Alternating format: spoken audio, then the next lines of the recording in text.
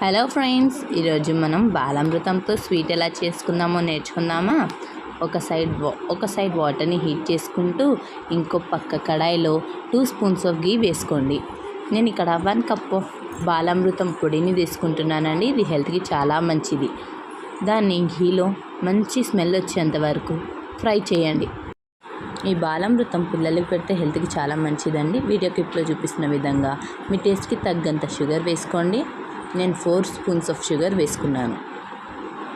మంచిగా కలుపుకొని ఒక 5 మినిట్స్ వరకు మూత పెట్టుకోండి. తర్వాత తీస్తే మంచి స్మెల్ వస్తుందండి బాలామృతం. అప్పుడు ఇంకోసారి మంచిగా కలుపుకొని హీట్ చేసిన వాటర్ బాలామృతం మిశ్రమంలో కొద్దిగా వేసుకుంటూ ఎటువంటి ఉండలు లేకుండా మంచిగా కలుపుకోవాలండి.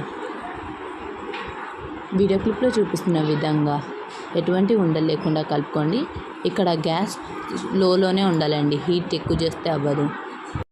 వాటర్ వేసిన వెంటనే కొంచెం ఉండలు ఉన్నట్టుగానే కనిపిస్తుందండి, కానీ కలుపుతున్న కొద్దీ ఉండలన్నీ మాయమవుతాయి. చూస్తున్నారు కదండి వీడియోలో.